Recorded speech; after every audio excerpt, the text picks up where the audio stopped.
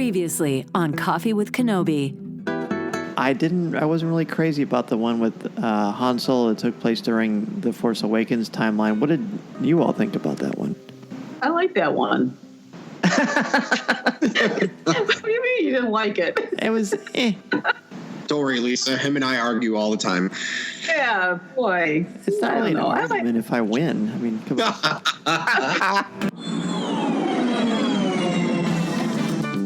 This is Vanessa Marshall, Harrison Dula from Star Wars Rebels, and you're listening to Coffee with Kenobi.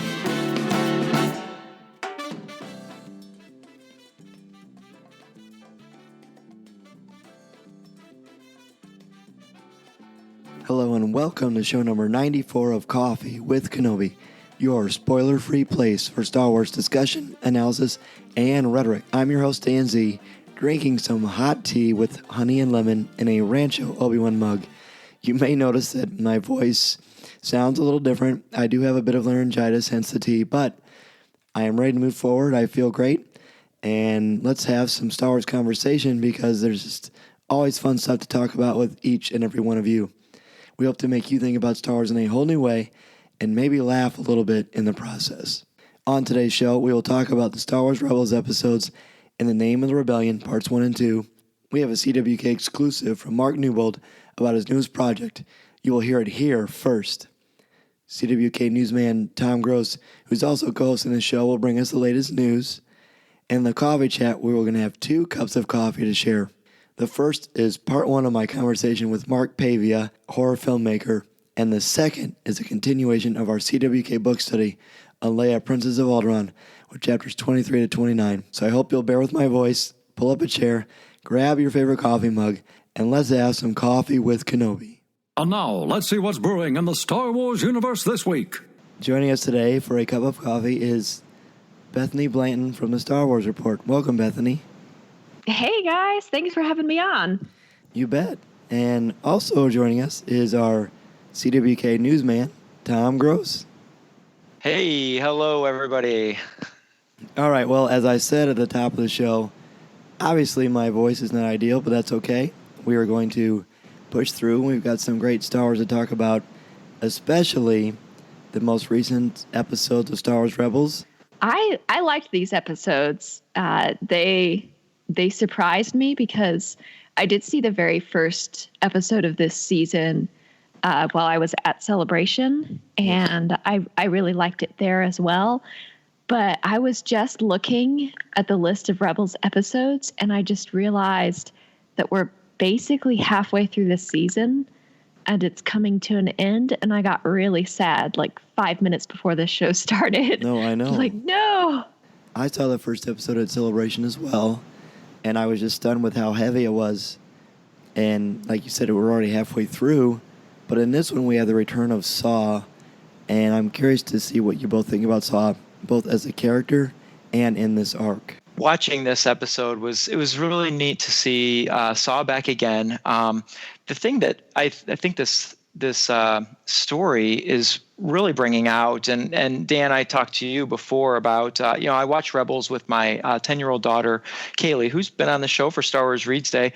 And one thing that we really focused on in our conversation was about Saw and the levels of good, and where does Saw Gerrera land in the story of good. And I thought this episode really brought that out. And, and he challenges Ezra and Sabine with that. And I think it's interesting that he chooses, 2 of the youngest members of the crew to pull aside and bring along on his mission. And so I thought that was an interesting way to make that happen and make us all as viewers consider those, what is good, what is too far. Really like his line where he says, "I've lost everything." And when you lose everything, you have clarity. And what a powerful moment that is. I was talking to some buddies of mine about these episodes, or rather I was lurking in the chat. I haven't really given my opinion yet. But one of them was mentioning how Saw and Mon Mothma at this point don't seem that different. Mon Mothma was willing to send her people on a dangerous mission that apparently got a lot of them killed and a lot of and they lost a lot of fighters as well. but Saw, in some ways, has embraced taking it a couple of steps further than that. And I kind of wonder to what length the rebellion might be willing to go, because obviously they want to remain loyal to their people, which is something that, in the end, I think the biggest difference between Saw Gerrera and Mon Mothma is that he's willing to make a lot more sacrifices in a way that betrays those that are around him. And we see a bit of that, or at least we're hinted at it in Rogue One. We may not know every single detail of the story, but we know that Jen feels betrayed by Saw. And at the end of this scenario, Ezra and Sabine are left feeling that way too. Well, and it's interesting that you say that. To me, the thing that stands out and clearly separates the two is the only time we ever see Mon Mothma not only raise her voice, but she's angry, and we've never really seen it like that at all, really. And she says, I don't know the exact lines off the top of my head, but she basically says, "You are killing innocent people." And that, I think, is a gigantic dividing line where Mon Mothma will not do that. Yes, there's some people that lost their lives in sacrifice, but they are also a part willingly of a rebellion, and they know what's at stake. Innocents, women, children, farmers, people who are not interested in having weapons, they're the ones that Saw will destroy for his own end, and it's scary. Yeah, I think it's really interesting, Bethany, what you had said, and brought out that clear distinction of sacrifice between the two factions, will you? Saw, or rather, Mon Mothma willing to sacrifice her own, and Dan, as you mentioned, her own that are willing participants in the rebellion. And Saw Gerrera sacrifices in a different sort of way, and that is whatever it takes to win, which could include his own imperial forces as well as the innocents. So, interesting distinction that I think was in my head. It just hadn't come out yet. Well, I may have, now that I'm thinking back to what Mon Mothma was saying, I may have misunderstood, because I thought that she was saying more like collateral damage. But now that I'm kind of rethinking through it, she accused him of actually intentionally killing innocents who got in the way, not just accidental. Oh, okay. Yeah. Then yes, Dan, you're totally right. And that's the thing with Saw, and this is perfect that this even happened in our conversation, because Saw takes what we know to be true and subverts it and confuses it, and we see Ezra kind of go through that struggle, and he luckily comes to the other side easily because there are all those prisoners, and he doesn't even have to think about it. We have to save these people. He doesn't even know why they're there. He doesn't even care. He just knows we have to save them. And Saw just, I guess, he drives me crazy. I mean, even in the first Alderaan arc when we first met him, I knew he was problematic, and I appreciate what he does, and that is his purpose, and the storytelling obviously has accomplished that. But he frustrates me. Can I ask? There's a part of this story arc that I was just dying to see Saw get it. See Saw, sorry. Oh, well done. I really wanted to see. I can't get away from it. Saw. You could say witness. I wanted to witness Saw get a success here. And were either one of you wanting to? He wanted so badly to see where that cargo ship was going, so that he could put his eyes on the secret weapon.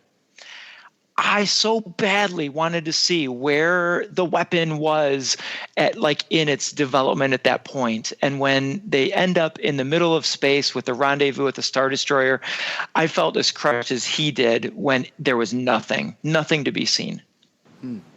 No, I thought it would have been cool just to see the Death Star like that, but I didn't think it would happen, because I knew that the Rebellion didn't have any knowledge of it, because this is before Rogue One.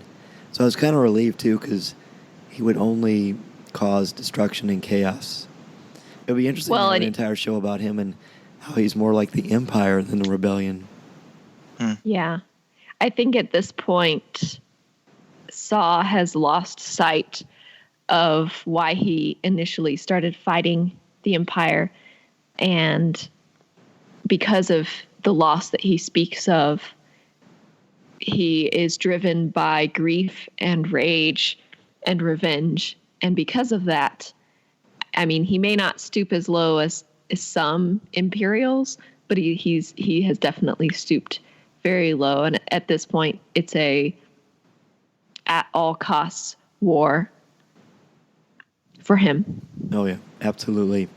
And as we said previously, be sure to check out Aaron Harris's Rebels Reactions on our Coffee with Kenobi Network for an even more of an in-depth look. We will take our first break, and up next, we have a Coffee with Kenobi exclusive as Mark Newbold returns and discusses his all-new Star Wars project.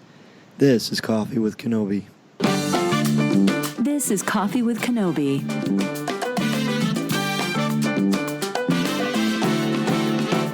I want to give a very special shout out to our CWK Patreon contributors, including Tyler Wiggins, Ben Elkington, Terry Lee, Dennis Keithley, Aaron Harris, Angela Souse, Mediocre Jedi, Christian Dale, Christo Hading, Jason Hall, Brian McKinney, Jim Capron, Connie Shee, Mike Audette, Adam Leonard, Jared Cantor, BJ Smith, Eric Struthers, Nick Deco, and Mark Suter. As you know, our Patreon page helps us to pay for equipment, distributing this show to all the podcast catchers, and all the other things that go into the world of podcasting and bringing Coffee with Kenobi to you. And there are a number of incentives, of course, such as coffee mugs with a CWK logo, t-shirts. You get access to our Discord message board page where we have great conversations about Star Wars and kind of behind the scenes of what goes into the show. And if you contribute a certain amount, you will able to host a show with me for 1, 2, or 4 times in 1 month. So be sure to check out our show notes or the button on the top of our homepage for more information. Coffee with Kenobi is sponsored by Penguin Random House Audio. Looking to catch up on the latest Star Wars books? Try listening to them on audio. Featuring sound effects and music directly from the movies, Star Wars audiobooks are the definitive listening experience. From brand new audiobooks such as Phasma and Battlefront 2 Inferno Squad to our blockbuster movie tie-in editions, you'll have plenty to keep you entertained. Visit penguinrandomhouseaudio.com/Star Wars for sample clips and to start listening now. Coffee with Kenobi is also sponsored by the Star Wars Digital Card Trader Collecting app from Topps. If you love Star Wars and love the excitement of chasing your favorite Star Wars collectibles, the Star Wars Digital Card Trader Collecting app from Topps is for you. Download the free app from iTunes or Google Play and collect your favorite images from the classic 1977 Star Wars cards to the Clone Wars, Star Wars Rebels, The Force Awakens, Rogue One, The Last Jedi, and much more. Collect and trade with friends new and old through the Star Wars Digital Card Trader Collecting app from Topps. These are the cards you're looking for. We are back, and Mark Newbold joins us. Mark, of course, is a great friend of the Star Wars community and really one of the major cogs in this Star Wars fan machine. And Mark, you have some really, really big news for us. Yeah, I guess if you're into that kind of thing, I suppose I do. So people who follow this kind of thing will probably have heard that I left Jedi News. When did I leave? 29th of September, so a few weeks ago now. And big step, obviously, because I've been associated with that site for 7 years. But the upshot of it is I decided a little while ago I wanted to do some new things. Not because I wasn't, not because I wasn't enjoying what I was doing at Jedi News, but after 7 years, things, you sometimes need to change things up a little bit. And that's kind of how I felt. So I did my big dramatic goodbye everybody, I'm moving on, which I think some people thought I was stepping away completely from Star Wars and fandom, which couldn't be further from the truth, as it turns out. Yeah. I'm sure some people would have been glad to see the back of me, but it's not going to happen. So over the past few months, I've been working on a couple of things. One is a Star Trek website, a daily news Star Trek website, which I'm working on, which should be launching within the next few weeks. But of most relevance to your listeners is a new Star Wars site as well that should be launching, fingers crossed, barring incident, on the 31st of October. and that site is called Fantha Tracks. So that's the new project that I've been bubbling away on for a little while. Wow. Well, of course, we're thrilled that you're still doing this because most of the news I've learned from you, honestly. And you poor man. As you said, you were such a big part of Jedi News for such a long time. And I do want to get back to how you came up with the name for Fantha Tracks, which I absolutely love. But you still have an absolutely wonderful relationship, both as a friend and as a collaborator with James Burns. Yes. Yeah, so, I mean, I'm sure, he probably wasn't thrilled when I said that I wanted to do something new because, Jedi News has worked well for a long time, but you've got to do what feels right. As Ben Kenobi once said, and I could have kept carrying on with the site, and I'm sure I'd have been perfectly happy doing that. But I just got this itch, and I'm one of those guys. I do like to settle into things. I mean, I did Lightsaber for 10 years. I've done Jedi News for 7, and now I'm planning this, and this is obviously intended to be a long-term thing as well. So yeah, James has been very cool about it. Like I say, it's a big upheaval for both. But yeah, we caught up at New York Comic Con. We had a good catch up and just a wander around and a good chat. And we made a point of making sure people understand that we're still friends and there's no fallout. And he wishes me luck, and obviously I wish him luck. I don't wish Jedi News any ill at all. I mean, good grief, we've both put lots of work into it, and the rest of the team as well. So the intention is for this to only be good, but you've got to be happy in what you're doing, and we give a lot of time and a lot of effort and put a lot into what we do. So it just, like I say, it just felt like the right time for me. But James and the rest of the Jedi News team, they'll be fine. That's a well-oiled machine now, so they know what they're doing, and can only wish everybody the best success. Oh, absolutely, and I think that's always good for people to hear that, even though it was pretty clear through social media.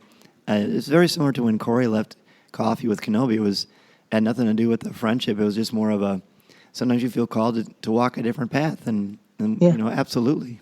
Yeah, that's it. Yeah, it's not through, like you say, not through any fallout. I mean, obviously people are people. You work together for all that length of time. There's going to be times when certain things niggle and things don't quite feel right, but then you work and make them right. And we did that, and Jedi News travelled a lot and will travel a lot, continue to, and covers a lot of news, and and we made it work. And I think that was a worthwhile effort. I'd like to think it was a worthwhile effort, but I'm kind of excited now in the sense that when Jedi News, or certainly when I came on to Jedi News in 2010 and really started posting in 2011, it was known predominantly as a collector site. And I think I brought something from Lightsaber, which was my old site, across, which was, that daily news aspect and sort of branching out a little bit to making it more of a news site than a collecting site. And it's always had a focus on collecting, and it still does, and it continues to. But I think that was what I brought to it. So, to try and make Jedi News a site that people not only want to go to, but enjoy going to. And hopefully we did that, and then expanding that again with the podcasts. Well, as I said before on the show, shortly after Coffee with Kenobi came to be in 2013, you were the first person to send us a press release, and it was for the Caravan of the Force. And I always felt like that was one of the major places for us to feel like we were going in a place that we wanted to go. And I think you've done that for a lot of shows, and clearly you're going to bring that into Fantha Tracks. Go ahead and tell us, if you would, how Fantha Tracks came to be and how you came up with that name. Because I know when we started our show, that was probably the trickiest thing. That and the logo, which we'll talk about soon. Oh, yeah. Yeah, you're not kidding. I would love to claim that Fantha Tracks came to me in a wonderful vision one evening whilst I was just sitting there eating my fish and chips, but it didn't. I was spitballing ideas with my buddy Paul Bateman, and came up with a couple of names for something that I might want to do at some juncture. And I won't tell you what the name was because it was rubbish. And Paul told me, "Oh, that's horrible. Why don't you use Fantatrax?" I says, "Really?" Because he's had that name knocking around forever and a day. And he says, "Yeah, if you want to use Fantatrax, use Fantatrax. That's cool with me." He says, "We're friends, and I'm cool with that. I know kind of know what you're going to do with it, and it's all good." So I would love to claim that was mine, but I can't. It was Paul Bateman. So and I love doing the old play on words. If you follow me on social media, I love my little quirky play on words. That's my thing. I've never come up with a name for my own website, and I still haven't, because Lightsaber was Louis, Jedi News was James, and Fantatrax is Paul. So one of these days well, maybe I won't. Maybe this is my lot in life now. Maybe I'll never come up with a name for a podcast or a website rather. But that's where that came from. So yeah, I'm not complaining. No, I'm perfectly happy with that name. I think hopefully it will give the vibe of what we want to do, because we're all, the guys that are involved in it, we're all that little bit older. We're not in our teens and 20s. We're all in our 30s and 40s. So we've seen a lot of what Star Wars is so far.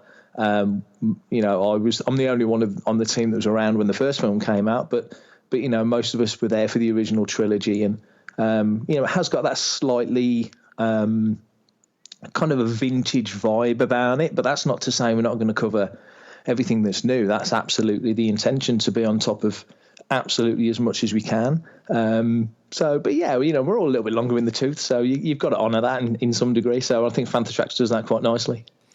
Wonderful. Well, obviously it's Star Wars related in news and commentary, but what is the particular vibe that you want to create with Fantatrax, and will there be a podcast associated with it?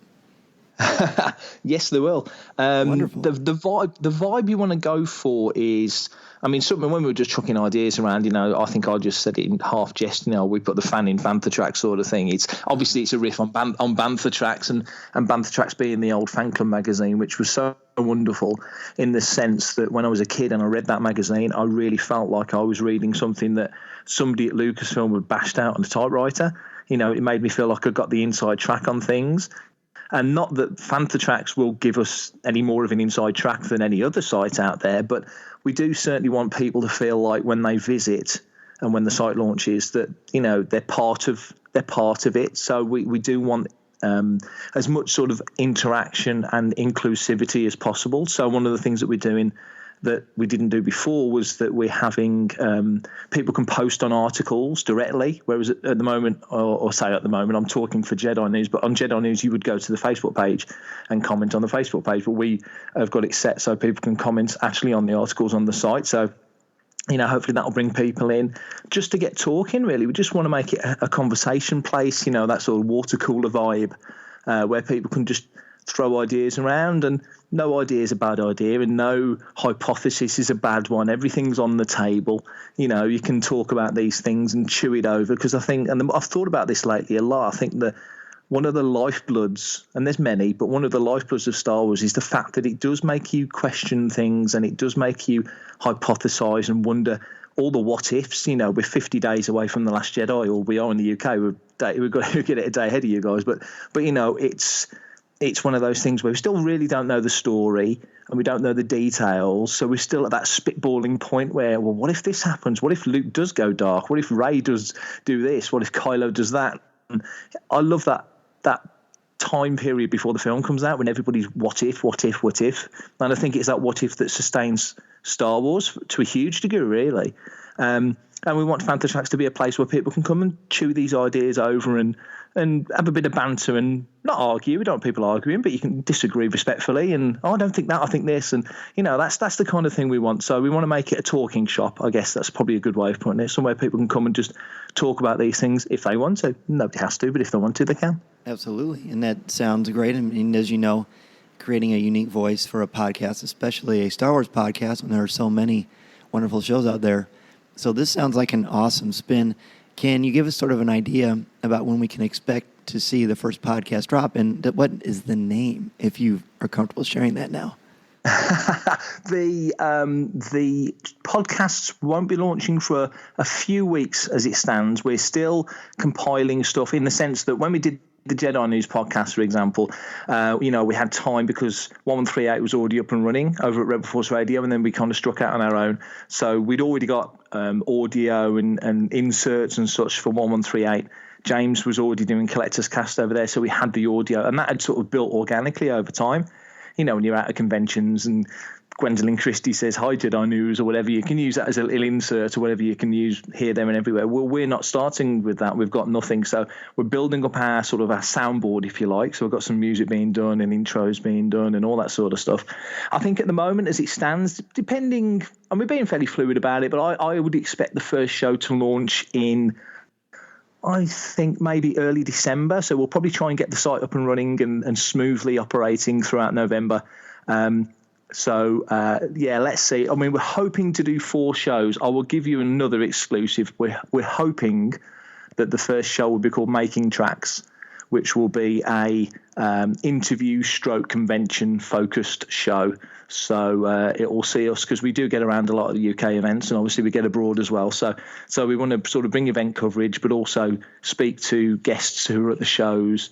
Sort of have a feature interview in each episode. So that's the hope for that one. So that's called Making Tracks. We do have plans for other episodes as well, but we'll roll that one out when we get to it. We're not quite there yet. Nothing's coming over. I think a few people had heard that we were taking podcasts from Jedi News. Couldn't be further from the truth. We're not doing that at all. Everything's completely unique and fresh. So but we're looking forward to it. It's going to be fun. But I think in the short term, get the website up and running first, and start rolling things out afterwards. Oh, yes, and some listeners may not be aware of this or maybe have considered it, but so much goes into making it the well-oiled machine that it eventually becomes. And there's trial and error, and that's just a natural part of life, but you just let it organically grow, and you have good people on your team. Who will be working with you on Fantha Tracks? On Fantha Tracks, there will be, obviously, myself. There will be a fellow called Dave Tree. So UK Star Wars fans will probably know Dave. He runs an event called Farthest From, which is a vintage collecting event. But fans of a little bit older will probably remember him best for, he did the Palatoy archive at the first Celebration Europe, which was wonderful. Brought all the original Star Wars Palatoy toys and vehicles and such together in one place. So Dave's done that. He's put on events and festivals, different things over the years. So that's Dave. Also Brian Cameron, who was my co-host on Take Cover. He's coming on board as well. So Brian's going to be in charge of the literature section and co-hosting some of the podcasts as well. So that's Brian's contribution. And finally, Matt Booker, who was the social media manager on Jedi News. And he's coming across to do a similar job on Fantha Tracks, and he'll be covering collecting news as well. So it's a good team, and we've also got a handful of other contributors. We're still firming that all up, but we're hoping to have a fairly sizable team just to cover news from across the UK and abroad. So we're looking at getting some people in the States as well, bringing some folks on in Europe. We want to try and cover as much of the planet, our little blue planet, as possible. I mean, Jedi News was obviously known as a UK site. We purposely made it so we're fanthatracks.com. So we're very much an international site, even though we're based in the UK. We want to be seen as an international site. So that's a little difference as well. So, we just want to build up a team where everybody gets on and we have a good laugh, because 50's looming quickly for me. And I put a lot of time into doing all these things, and the Trek site as well. And I just want to have fun. I just want to make sure it's as much fun as possible, because it's not cheap to be a Star Wars fan, as you know, as you well know. And you've got to enjoy it, and you're giving up time that you could be spending with your family or with your friends or doing other things. So it's got to be worthwhile, I think. And whilst I've been into this since day one, and I'd probably be doing so, even if it was just me on my own, I'd have just gone off and done a blog. But doing it with people that you like and people that you get on with, and all willing to get out there and work, and we all want to meet new people and have good new experiences, go to different events and do different things. That's really lit a fire under me now. So I'm kind of more than anxious to get started, and really keen to just get out there and see what we can do. Well, I think it's inspirational. I mean, again, everything that goes into this, and you're just fearless. And that's one of the things I've always admired about you. And you're also very open and welcoming to the community, which obviously Fantha Tracks will be. But I'm also excited to see what your logo is going to look like. Well, as we speak, so am I. I've seen a rough. as we speak. Yes. So I've seen a rough. The rough is fantastic. So I will make sure that when this episode goes out, that you have the artwork, so you can post it to accompany the website, to accompany this podcast. Sure. But yeah, it's again, it's Mr. Bateman, so he's been noodling around as he does and coming up with various ideas. But yeah, we've come up with a character. We haven't got a name for him yet. So he's a little fella with the head of a banther. He's a Fanther, but we want to give him a name. So if you remember the old Bantha Tracks magazine back in the day, it was just the official Star Wars fan club. And then somebody had the bright idea of, well, why don't we open this to the readers and give the magazine a name? And then the name Bantha Tracks came from that little sort of small competition, and has been part of Star Wars fandom and Star Wars history ever since. So we're thinking of doing a similar thing, but in the sense of opening the name, the naming of this character up to readers who can, just come up with some cool little gimmicky name for our mascot. Really, is basically a mascot. So we'll be launching that fairly soon, and hopefully we'll land on something really cool. But so it's just a little bit different. Like I say, I mean, the Jedi News logo is so well known amongst fandom now, you can't really miss it. The colours look great. It's a great looking logo. Adam Lamping, that was there at Jedi News when I first started, designed it and did a great job. And so that's something that we thought, well, we need something that's got that impact and that immediacy that the Jedi News logo has got, because people know that, and you can see us coming at conventions wearing the blue shirts and such. So but we're confident we've landed on something that's not a million miles away, but certainly having a little a mascot character is something very different. So yeah, looking forward to wearing it. Oh wow, that's cool. The mascot idea, I had never even thought about that. So maybe someday there'll be a soccer team named after you. Well, wouldn't that be nice? Well, I'm a West Bromwich Albion fan. Nobody outside of West Midlands has ever heard of West Bromwich Albion, but I've always fancied owning a football team called West Bromwich Alderaan. So maybe one day it will happen, but probably not. And I realized that I said soccer instead of football, but that was to remind everybody that we're on opposite sides of the pond. But it doesn't stop us from communicating and being great friends. I look forward definitely to seeing more about this and to seeing you out at conventions and online. And I'm assuming that very, very soon you'll have a social media presence. So where can people find you right now, just personally, and for the future Fantha Tracks, if they want to ask you a question or just say hello? Okay, well, you'll find me on Twitter at prefect_timing. I'm a Hitchhikers fan, so I wanted to change it up. So it's prefect, PREFECT _timing on Twitter. I'm out on Instagram somewhere, and I cannot honestly remember off the top of my head what I'm called. I think I'm just Mark Newbold on Instagram. And I'm on Facebook at Mark Lightsaber Newbold as well. And then just to give you a heads up as well for the social media for Fantha Tracks, everything is just at Fantha Tracks. So Twitter's at Fantha Tracks, Instagram at Fantha Tracks, and Facebook at Fantha Tracks. So we've kept it nice and simple. Great. Well, Mark, thank you again for coming back to Coffee with Kenobi. We look forward to much, much more from you and from Fantha Tracks. Thank you very much. Always a pleasure to come and chat. Mark Newbold, everybody. When we come back, Tom has news. This is Coffee with Kenobi. This is Vanessa Marshall, and you're listening to Coffee with Kenobi.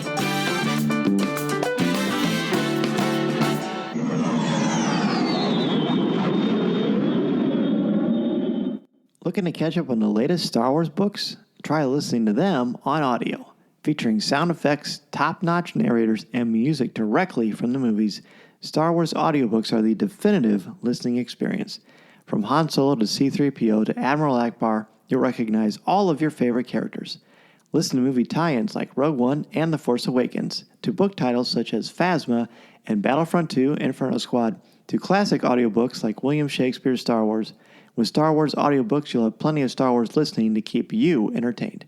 Visit penguinrandomhouseaudio.com/Star Wars for sample clips and to start listening now. The Star Wars digital card trader collecting app features incredible images from many aspects of the saga, including the original trilogy, the prequels, the Clone Wars, Rebels, The Force Awakens, and Rogue One. It's the quality you have come to expect from Topps. It's also easy to get into and really fun, too. Your favorite Star Wars characters, scenes, and moments are in every pack. To get started, download the app for free from iTunes or Google Play, and then be sure to open the app each day for free credits to spend on card packs from the Cantina. Plus, if you can't get what you're looking for, there's a place to trade with your friends as you complete your Star Wars collection. And if you're an experienced collector, there are exclusive cards, special inserts, and autograph opportunities for you to enjoy. Don't worry about missing the cards and sets you want either, as you can sign up for notifications right on the app. The Star Wars Digital Card Trader collecting app from Topps can be downloaded for free from iTunes or Google Play. Be sure to download the app and start your collection today. The Star Wars Digital Card Trader collecting app from Topps is available now. And remember, these are the cards you're looking for.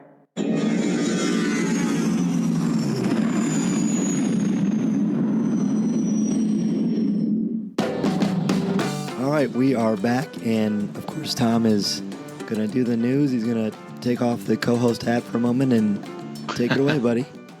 All right. U.S. hobby game giant Fantasy Flight Games and French-based video game and board game company Asmodee announced the creation of Fantasy Flight Interactive. The new group will focus on creating fresh new digital experiences based on Fantasy Flight Games brands. Now, many Star Wars fans will probably know Fantasy Flight as the creators of the epic Star Wars tabletop games Armada, Imperial Assault, X-Wing Miniatures, and more. Fantasy Flight Interactive is a new development studio with projects already in the works for Steam and other platforms to follow. Christian Peterson, founder of Fantasy Flight Games and CEO of Asmodee North America, said they didn't create a new company just to translate board games into digital games. They're focused on the bigger picture of the experience fans can have on new platforms. Fantasy Flight Interactive is based in Madison, Wisconsin, and will be led by 25-year video game veteran Tim Gerritsen, who worked on video games like BioShock Infinite, Prey, and Rune. The question I want to know is, how will Fantasy Flight's Star Wars license play into this new venture, and what type of strategy games will they bring to the video game world? Bethany, are you much of a gamer? I am not, so I would not be the best person to talk to about this, to be honest. Well, fortunately, Tom is, and I think this new story is near and dear to your heart because of your other passion, which is gaming. Oh, it most certainly is. As I sit here just inches away, my shoulder is just off of my copy of Imperial Assault and my my Ghost X-Wing miniatures and the Falcon miniature. I love this. I am so excited to see if they are able to. Now, I think it's interesting and notable that they say that this is not just a way to translate these board games into digital games, that this is going to be something even bigger.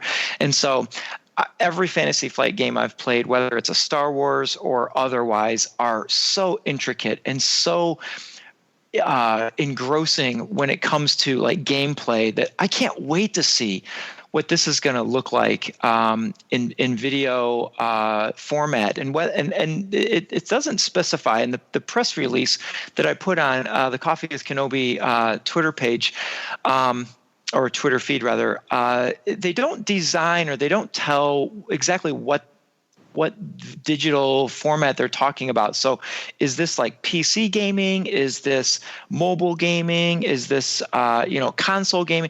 I don't know. And so I really look forward to seeing what a Fantasy Flight looks like on this video game format. And how will they translate the card game Destiny to this too? Right, and I think that's based on some of the reports that I saw. A lot of the media outlet that were reporting on this were using that game Destiny as their image and kind of talking point. So I don't know. Fantasy Flight Interactive, they haven't made any announcement of specific future projects. But one thing they do have is they've got their Fantasy Flight Interactive website up. So be sure to stay tuned on this one. Moving on to another story from Star Wars, PPW Toys has available on their website for pre-order 5 different sets, each sold separately, of Star Wars plastic nesting dolls.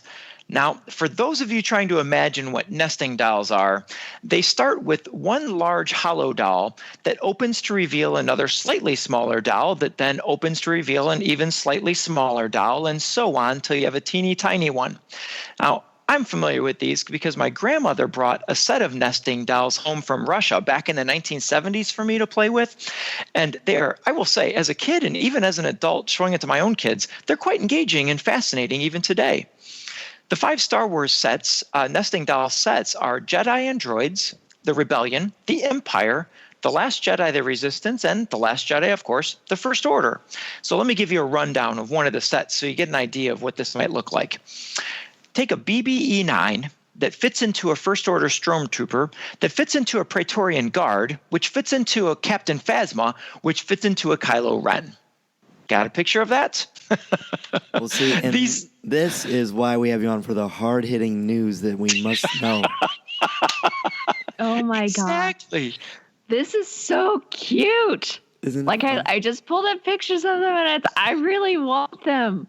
Man, this is becoming one of those gonna hurt your wallet segments because, guys, these are so cute. I love the Rebellion ones because the littlest one is an Ewok, and it's adorable. They are very cute. I definitely agree with that. And isn't this design, this toy, doesn't it come originally from Russia? Am I right about that? Yes. That's what I thought. Yeah. This is this was something that people used to design, like craftsmen would spend months and months and months creating Russian nesting dolls, like very beautiful gold inlaid ones for the Russian tsars and their families. And then if their designs weren't liked, bad things happened to them. So Wow. I didn't know that. And of course, this is more evidence that the Force is working, because I had no idea, Bethany, that you even knew that and that we would even have this new story. So look at that synergy. That's a great Star Wars background. community at its finest. bring in the Russian history. That's what right. you can count on me for. That's right. That is fantastic. Yeah, these are so cool. These sets are going to retail at $16.99, and according to the PPW website, while now they are taking pre-orders, the pre-orders will ship on November 15th. Well, and finally, Halloween is upon us, Charlie Brown, and if you are looking... Good grief. If you are looking forward to some awesome Star Wars costumes, be sure you stay out of the pumpkin patch and then make a road trip to Parma, Ohio, but not for the costumes or the Great Pumpkin, but for the 2-story AT-AT Halloween Yard display. According to an article from the Associated Press on the U.S. News and World Report, Nick Meyer built this 1,000-pound replica AT-AT out of wood, plastic barrels, and hard foam. He's been building this AT-AT with friends since last April, and he says he's not a Star Wars fanatic. I don't know how, but he likes building unique displays. As in the past, he's built a life-size pirate ship and the cabin from Friday the 13th. Have you seen pictures of this? I have, and I always admire when people can do things like this, because it's a talent that I can't even imagine possessing. I am not that technically minded with being able to build, especially something to that scale. Like it blocks the view of his house. Like you can't see half of his house behind it. Wouldn't that be like an amazing treehouse idea? Like just make a fort. Oh, that would be so cool. You'd have all the kids in the neighborhood over all the time. Yeah. Oh, and Dan, you could take that radio flyer land speeder and just ride that land speeder right up to the AT-AT treehouse. That'd be fantastic. One thing I liked about on the U.S. News and World Report site, where they have a little video of a local news broadcast, and one of the broadcasters was saying, "I don't know. I think if I were one of the neighbors, I'm not sure how I'd feel about this." Well, first of all, I would love it, but second of all, I would take this over the Friday the 13th cabin any day. Oh, yeah. Oh, yeah. No doubt about that.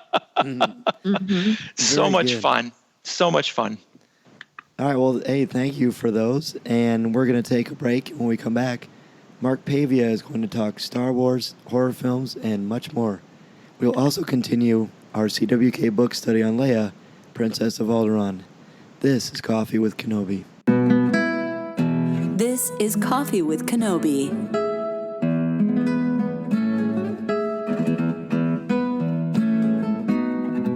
Coffee with Kenobi was sponsored by Penguin Random House Audio. Looking to catch up on the latest Star Wars books? Try listening to them on audio.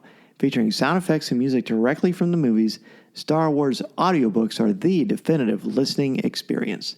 From brand new audiobooks such as Phasma and Battlefront 2 Inferno Squad to our blockbuster movie tie-in editions, you'll have plenty to keep you entertained. Visit penguinrandomhouseaudio.com/Star Wars for sample clips and to start listening now. Coffee with Kenobi was also sponsored by the Star Wars Digital Card Trader Collecting app from Topps. If you love Star Wars and love the excitement of chasing your favorite Star Wars collectibles, the Star Wars Digital Card Trader Collecting app from Topps is for you. Download the free app from iTunes or Google Play and collect your favorite images from the classic 1977 Star Wars cards to the Clone Wars, Star Wars Rebels, The Force Awakens, Rogue One, and now The Last Jedi. Collect and trade with friends new and old through the Star Wars Digital Card Trader Collecting app from Topps. These are the cards you're looking for.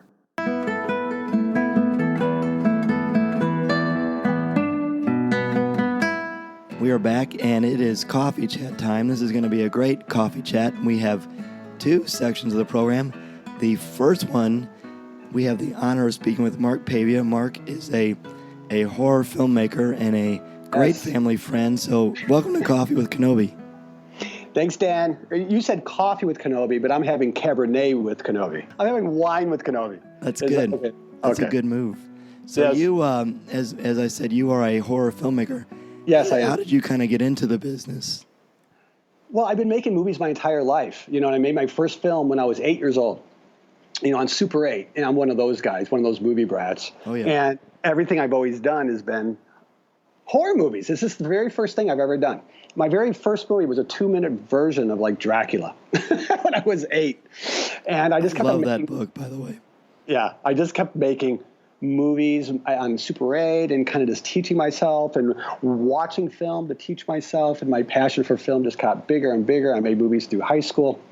I got a scholarship to Columbia College in Chicago.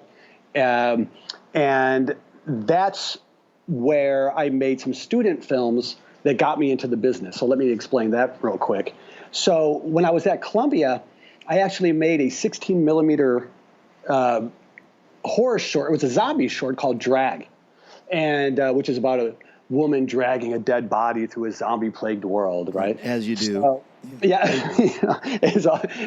Yes, exactly.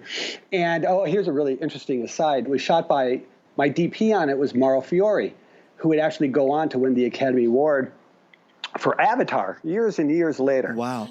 Yeah, isn't that crazy? Amazing. Yeah, and the other short, because I said I shot 2 shorts in film school, like that got attention. Many shorts, but 2 that kind of got attention. The very first one I shot was a movie called Unexcused Absence, which was shot by Janusz Kaminski, who, of course, is Steven Spielberg's DP on all his movies today. So there you go. I had 2 not too shabby DPs in a row. So I made this movie called Drag, and I said it was a short, but in actuality it was 40 minutes in length. And the idea was to get some recognition for it, to try to break into the industry, because, I had studied how other filmmakers had done this. And especially, I'm a huge fan of Steven Spielberg. And he had, as you know, he had, and your listeners know, he got into the business with a short film of his own called Amblin. You know what I mean? So you study the greats and you do what they did, and you just kind of do your thing, and you kind of take their knowledge, mix it with your own, and hocus pocus, right? THX 1138. And THX 1138. Exactly. So, which is a crazy short. Obviously, you've seen it. That's an amazing short. Yeah. But anyways, so I made this short, and when it was finished, it turned out really well. And I started making a long list of people I should send it to, and in Hollywood, but also in New York, and one of the producers and other filmmakers. And one of the producers I sent it to in New York City was Richard P. Rubenstein, who was George Romero's producer on all the great George Romero, Martin, Dawn of the Dead, Night Riders, Creep Show, Day of the Dead. So he's one of the great horror producers of all time who I had great admiration for. So I sent the movie to Richard Rubenstein. At the end of sending all these movies out, I kind of sat there and I said, you know what? I'm going to send it to Stephen King. Now, I didn't know Stephen King. I was just a huge fan of Stephen King. I had read all his books since I was a kid. So I kind of went into stalker mode, And I kind of figured out where he lived. We all know he's in Bangor, Maine, but I kind of saw some photographs, and I kind of did this and this in certain magazines, and I put some information together, and I wrote a letter. I shoved the VHS tape in an envelope and sent it to Bangor, Maine. Now, here's the interesting thing. You know, the universe kind of lined up. You know how that happens, Dan? Like, it just when things are supposed to... The force was with you. The force was with me. Just happened. So I sent it to Rubenstein, and little did I know that Richard and Stephen were making a mini-series together. Remember in the 90s, all those Stephen King mini-series on like ABC and Stand and Langoliers, and you remember all that? Yes. So they were making one of these mini-series, and Richard came into the office one day and started talking about this short film he got, and Stephen started talking about a short film he got, and they realized they were talking about the exact same short film, which is my movie Drag. And they're like, wow, that movie is amazing. They really loved the film. And Stephen King says, we should give Night Flyer to Pavia. Now, Night Flyer is one of Stephen King's short stories, one of his famous short stories about a vampire pilot, you know, a vampire who flies an airplane in and out of desolate airfields, blah, blah, blah. Attacks his victims and flies away again, and sleeps in the belly hold of the plane. It's really creepy, great. It's awesome. I love it. Yeah, it's a great short story. And but they had it in development for many years. They didn't really know how to make this movie. They didn't really know how to tell this story. Stephen actually took a crack at the screenplay, but I think he was a little too close to it, and he didn't really know what to do. Some other writers took a shot, and Stephen's like, let's see if Pavia can do it. So Richard Rubenstein, 2 weeks later, calls me up and says, hi, it's Richard Rubenstein. You know, I freak out. You know, I'm in Chicago, right? And I'm like, oh, wow. Hi, Richard. And he's like, yeah, we really loved your short movie, and we want to bring you to New York to talk, you know, to pitch us on how you would make this into a feature film. And I couldn't believe it. You know, I was blown away. And I said, pitch? Like, I didn't even know what that meant. You know, I was like, baseball term? You know, like, what does this mean? You know, but he's like, yeah, just tell us how you're going to do it. I'm like, oh, got you. So 2 weeks later, they fly out, me and my writing partner at the time, Jack O'Donnell. And we fly out to New York. We go into the office. They pick us up at the airport in a limousine. Can you imagine? Like these two kids outside of Chicago, suburbs of Chicago. Yeah, you had to be just through the moon. I mean, I can't even imagine. I was like, my jaw was on the floor of the car the entire time. You know what I mean? I think Richard knew that, which he probably got a lot of pleasure out of. You know, he thought it was really funny. But anyway, so they pick us up. We go to the offices right in Manhattan. I had never been to New York at that point until that moment. We meet Richard, and Richard goes, oh, and by the way, Stephen's joining us for lunch. He flew in from Maine. He wanted to meet you. Wow. And I was like, okay. I was playing it off like, yeah, that's cool. Oh, cool. Yeah, no problem. And then Richard kind of leaves the room. And then I look at Jack, my buddy, and I was like, oh my God, I was going to faint. You know what I mean? Yes. But anyway, so we go to have lunch in the conference room. 5 minutes later, Stephen King walks in, and it was like the back of a book cover, just like standing in front of you, like staring at you. And he goes, life's a drag, then you die, baby. And he gives me a big bear hug, which that was the tagline of the movie. And he sits down. He's like, okay, Mark, I love that movie. Tell me how you want to do this. And for 45 minutes, I just talked about, I went through each scene, like how I would make this movie. And based on that meeting, they hired me on the spot. For Jack and I to co-write it and for me to direct the movie. And we wrote 6 drafts in 6 months. Stephen read every draft, gave us his notes. And we were shooting, a few months later, we were shooting in Wilmington, North Carolina with the late, great Miguel Ferrer, starred in the movie. And that's how I ended up making Stephen King's The Night Flyer. And the cool thing, as an aside, a few years later, because the movie, we finished the film, it turned out really well, it did well, and its reputation has grown over the years. And a few years after the release, Richard hired me again to write the sequel script. He wanted to do a sequel, which we ended up calling Night Flyer, Fear of Flying. And I wrote the original draft myself, and then Stephen, who had, the okay on all these things, read it and really dug it and said, Mark, do you mind if I write on this with you? No, Stephen, you can write on this with me. That's fine. That's fine. Of course you can. Man, come on. So we actually ended up co-writing the sequel script together, which was really great. He would write some scenes, I would write some scenes, and we rewrite each other. And am I right that you were the only person to ever co-write with him? I think at the time, I think at the time, I'm not sure if he's ever co-written another movie script. Obviously he's done novels, but sure. I'm not sure he's ever done a movie script other than Night Flyer 2, which, has never been made. But it's still out there, but it was never produced. Wow. Yeah, it was a few. Phenomenal. I mean, that's phenomenal. Yeah, that's how I got in. That may be one of the most amazing stories we've ever had on the show. What's weird is like when you're in the middle of it and you're young and you're right after film school, you don't realize what that story means. Now, being in the industry for a few years now I recognize how crazy of a Cinderella story that is. Yeah. Yeah. But at the time, I was like, oh, cool. But I just didn't understand how momentous that was. Sure. A momentous moment, in my life. Oh, yeah. Well, it's those first steps into a larger world, right? Which brings us, of course, to Star Wars. And you are a lifelong Star Wars fan. To kind of tell me about that. I'm all about the original trilogy. You know what I mean? Like, I love all the movies, but I'm all about the original trilogy because they just, they shaped and formed so much of my filmmaking personality. Now, I saw the movie, in the movie theaters in 1977. I was 12 years old. And can you imagine being 12 years old and seeing Star Wars for the first time? You know what I mean? Yes. Yeah. I was 7 in 1978. Oh, okay. Yeah. Yes. Or 6, actually. So it was. So did you see the re-release in '78? Is that when you first saw it? I saw it in a drive-in in New Orleans, Louisiana. I did some research on that actually over the summer, and it was the only time it had made its original drive-in run. It was, I think, the second release of the film.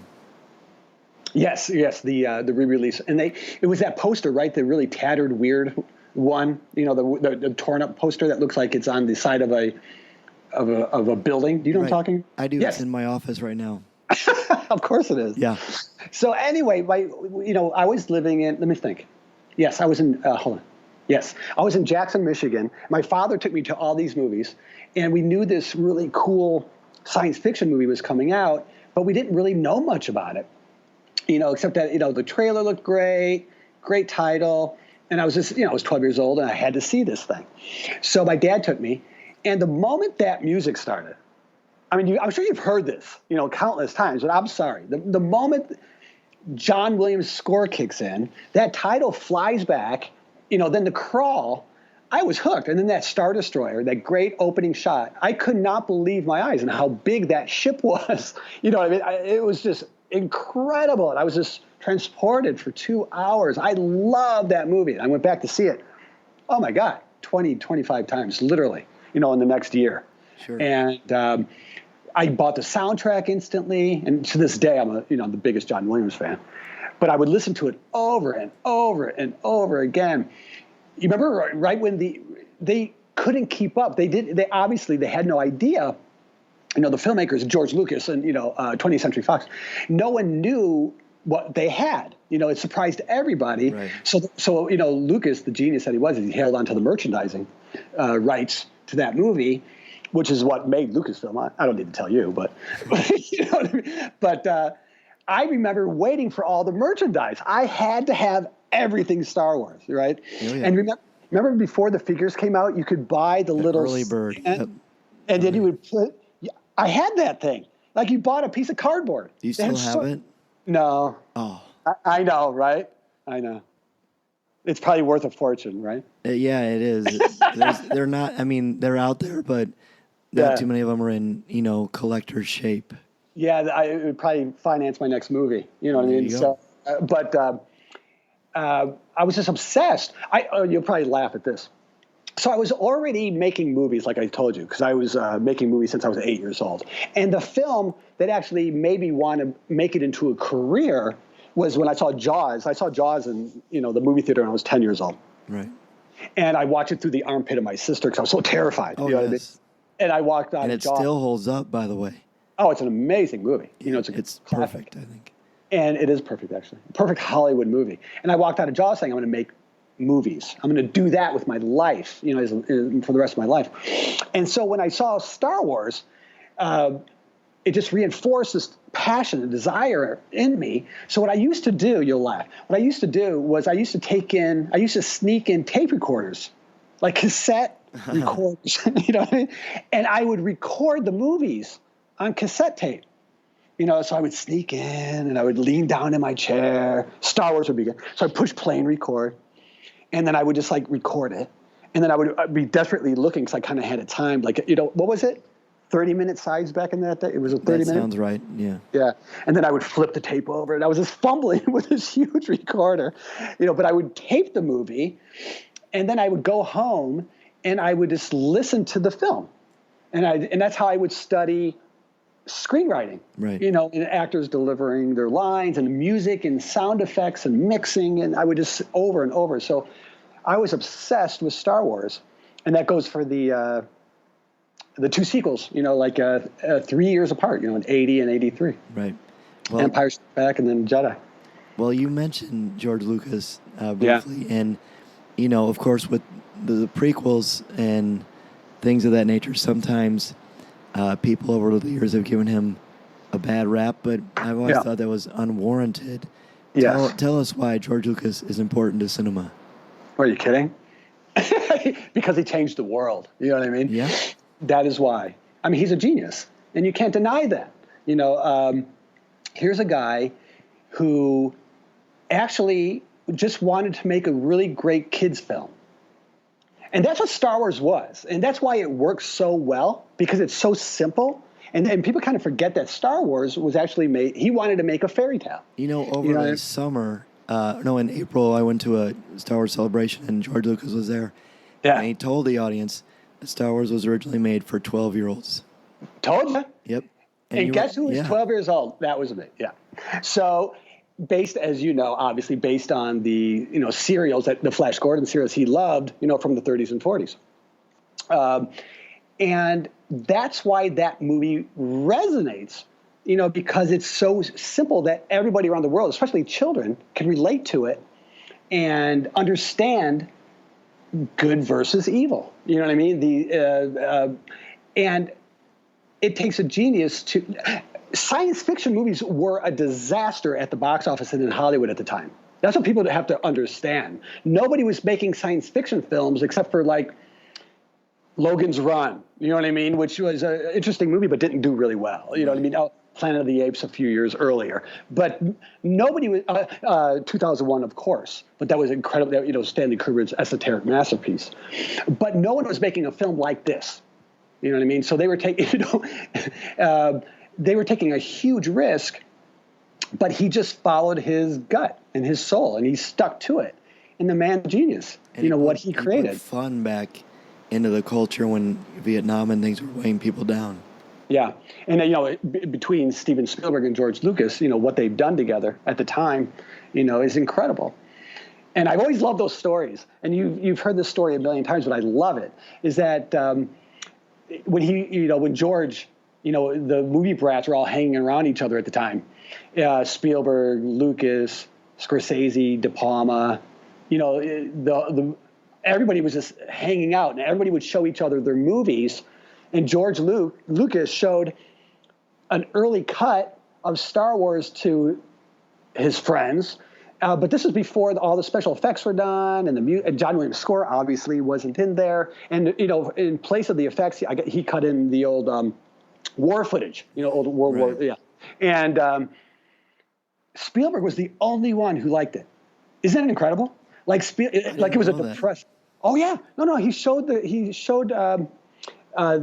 early cut to all of his friends, and they went out to dinner afterwards, and everybody was kind of making fun of him, especially Brian De Palma. He was going, "Who's that big hairy guy?" It's ironic. Yeah, like what's going on with this movie, The Force? And they were just kind of teasing him. And Spielberg said it's going to be a huge hit. It's going to be a huge hit. And he was able to see past, the incomplete special effects shots. George had like classical music cut in before the John Williams score. And Spielberg, as you probably know this, so Spielberg is the one who said, you should use my guy who just completed Jaws score. You know what I mean? Right. You should use my guy, John Williams, for your movie. So that's how that happened. But here's the ironic thing about that screening. Brian De Palma is all over George Lucas, right? Teasing him to death. And Lucas was really mad. But it was Brian De Palma who said, you should have a crawl at the beginning of this movie that kind of explains where we are and what's going on. So we kind of know what this is right when those first shots start. And that was actually kind of amazing, isn't it? Yeah, so thank you, Brian De Palma. And that's exactly, and that's the classic in media res, where the story starts in the middle, like the Odyssey, and that's why we have the great American mythology that is Star Wars. We will have part 2 of our interview with Mark Pavia on show number 95. Now let's have our second cup of coffee here for the coffee chat and resume our CWK book study for Leia, Princess of Alderaan. We are definitely getting close to the end of this book. Chapter 23 starts. The ally search is commencing for Leia as she has realized, as we mentioned on the last show, she needs allies in the Senate to help her with what she plans on doing in the future. And she's not even 100% sure what that means, but she knows this is important. So she starts with harp allies from Chandrila, where Mon Mothma is, of course, from. And there's some interesting interplay there. But on 293 is something that I think is fascinating. Leia finds herself in a mudslide, and it's pretty intense, and it's almost like she's going to drown in mud. This is all part of these challenges that she has to go through. And there's this interesting section on page 293, and I'll just read it to you. Chastelon pulled himself together almost instantly and held out his hand to Leia, courtly and formal. Will you rise, my lady? Usually she found his emphasis on her royal status irritating, but today it felt comforting, like being wrapped in a familiar blanket. Leia let him pull her to her feet. Although the world tilted oddly at first, she soon regained her balance. Now the reason I read this is the sentence, Leia let him pull her to her feet. This reminded me of The Force Awakens, and when Finn first meets Rey, and he goes to lift her up, and she rejects the hand because she has her own power and she doesn't even know this guy. So in this instance, Leia willingly allows it to happen, and that was what I think made Rey so strong too. She wasn't willing to let Finn do that. She didn't allow that to happen. She was annoyed. That just shows there's power with these two, and I'm not saying that the two are related in any way. What I am saying is that they're both strong, and they both have a unique voice, which I love. Speaking of unique voices, I appreciate you sticking with me through the show with my voice. Hopefully it's getting much better, and I think it will be. So we're on page 294. There's this wonderful pathfinding quote that I'm going to read to you. Pathfinding can be dangerous. Every single one of you knew that before you began. Every single one of you thought the danger somehow didn't apply to you because you're young and stupid about that kind of thing. You have to learn better, and I'd rather you learn out here with your field generator to save you than somewhere else in the galaxy where you get no safety net, no teammates, and no second chances. And here it is, the big one. Pathfinding isn't just about learning how to find your way around. It's about learning how to think on your feet, how to deal with real risks, even how to face the fear of death. I just love that because it's another metaphor to her adapting and being able to adapt to her future. So probably the most important part of this entire section for today is on page 298 and 299. Leia finds herself in a section of space where there are dozens of large rebel ships. And this is when she realizes this is war, this is my family and the rebellion planning for war, and this is their armory, this is where it's going to happen. It's pretty crazy. So then we go to page 300 to 301.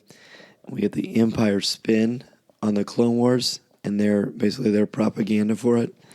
And I want to read it exactly how it's put. And here's what it says. Count Dooku of Sereno led the Separatist faction away from the faltering Republic. Although he acted out of craven ambition, with disregard for the billions of lives that would be lost, Dooku was correct about one thing. The Republic had indeed become rotten at its core, no longer governed by law, order, and discipline. Had the Senate chosen a different chancellor after the disposition of the weak, ineffectual Valorum, galactic order itself might have fallen apart, but the times we live through create the heroes we need. And I love, again, how this mirrors real history, but the Empire spin on things and the propaganda that they propagate. So, page 306 and 307 is a wonderfully tense scene where Tarkin suddenly shows up on Alderaan and he crashes this dinner party, and we know through this book that dinner parties are how they're trying to plan and make, a course for what they want to do with the rebellion, how they want to face the Empire. And he crashes it, and they're afraid that he suspects something, and to circumvent this, Mon Mothma and Bail and Breha create this play, really, where they allude to the fact that Bail is having an affair with Mon Mothma, which is obviously not true, but it's so realistic that Leia is crying, and Tarkin says this is inappropriate, and he leaves clearly annoyed, and that was their plan all along, but it really shook Leia to the core, and just shows, again, how in advance and what kind of things they're preparing for, because they want to be ready for anything, because this is too fragile for anything to mess it up. On 312 to 313, Mon Mothma defends Leia being in the know. It's a very, very powerful scene I urge you to look at. And at the end of chapter 25, Leia and Amilyn decide to stow away. Mon Mothma discovers them, and she's not really happy. But the big thing here is that she realizes that Wymi Lens may be a double agent, and that makes her worried about what the Emperor might already know. So again, the tension, the suspense is building because everything is so fragile. So they're really worried. Now, Breha wants to take Leia into the fold, like fully into this rebellion, but Bail does not, and he's vehemently opposed. He really gets angry at Breha, apparently more so than maybe he ever has.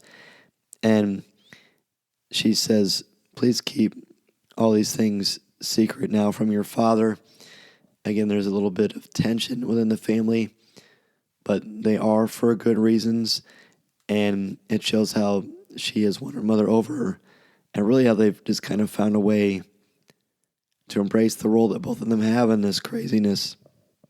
Now, on 340 to 341, Leia is encouraged to go to a formal ball for the Royal Academy, and there's this huge scene with her and the romance that is building with her, and I'm sure many people will love that, so feel free to check that out. Now, on page 345, there's this wonderful quote about opposites. I'm going to read that to you real quickly. It says, and this is Leia and Amilyn are having a conversation about dress, and Amilyn says, I want to be the precise opposite of Gadalenta. And it says, Leia shook her head. Don't do that. If you're only trying to be the opposite of a thing, you're still letting that thing define you. I never thought of it that way. The insight was new to Leia too, but she recognized the truth in it. Dress how you really want to dress. Be who you want to be. Not whatever they are in Galantia or wherever they aren't. Again, I'm a broken record at this point, but that's because Claudia Gray is skillfully showing us Leia's evolution as a leader, as a personality, as really someone who can empathize with people, and she's not afraid to speak her mind, but there's wisdom in her youth. Sometimes when we speak our minds, especially when we were younger, it's not always the best, smartest thing to say, but Leia has a knack for this. And the only other thing I really want to point out at the end is that Tarkin calls Leia into his office, which really shakes her to the core, but she shakes his hand and and tries to present herself as fragile and sort of awestruck by him, all the while cringing on the inside. But the way he starts talking, it makes her concerned that he knows about this shipyard of all these rebel ships that their family is, putting together. And so she runs and warns Mon Mothma about it too, who's also really afraid. But at the end, Mon Mothma looks at Leia and says, "May the Force be with you." Claudia Gray tells us these are the only words that mattered. Very, very interesting, and we're getting so close to the end of this. In fact, for our next show, what we're going to be looking at is the end of the book. So we'll read chapters 29 to 32 of Leia, and we'll be done with that book. And then we're also going to read chapters 1 through 4 of Phasma for the next time. So we definitely have our work cut out for us, but it's been a fantastic ride so far, and I cannot wait to see what happens with the end of this book. Listening to Coffee with Kenobi, you are the podcast you're looking for. This is...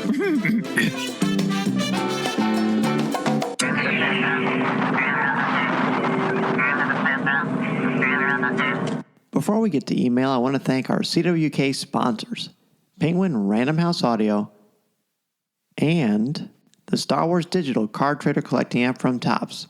Please support them the way they support our podcast, and remember to listen to new and archived shows of Coffee with Kenobi wherever you listen to podcasts, including iTunes, Google Play, Spotify, iHeartRadio, YouTube, Player FM, our Coffee with Kenobi website, www.coffeewithkenobi.com, or wherever you enjoy listening to your favorite shows. And if you listen to the show through iTunes, please leave us a review. We are also on Facebook, Twitter, Instagram, Pinterest, and Tumblr, and would love for you to check us out there. Be sure to listen to our CWK family of shows too, including Legends Library, Rebels Reactions, Comics with Kenobi, and Lattes with Leia. A big thank you to Bethany Blanton and Tom Gross for joining us today. Where can listeners get in touch with both of you if they want to ask either of you a question or just say hello? Well, you can find me on my personal social media at Bethany L. Blanton, Twitter and Instagram and Snapchat and all that good stuff. And I do Star Wars stuff at StarWarsReport.com. Thanks for having me on. Absolutely. Thanks for being on. And you can catch me on Twitter at Draftline. Thank you to each and every one of you for listening to and supporting Coffee with Kenobi and for contributing to Star Wars Conversation. We will be back next week with 2 new co-hosts and more Star Wars talk. If you are participating in the CWK Book Study, be sure to finish Leia, Princess of Alderaan, and start Phasma chapters 1 to 4 for next week. This is the podcast you're looking for. This podcast is not endorsed by the Walt Disney Company or Lucasfilm Limited. It is intended for entertainment and informational purposes only. The official Star Wars website can be found at www.starwars.com. Star Wars, all names, sounds, and any other Star Wars-related items are registered trademarks and/or copyrights of Disney and their respective trademark and copyright holders. All original content of this podcast is the intellectual property of Coffee with Kenobi unless otherwise indicated. This is the podcast you're looking for. There's no one here.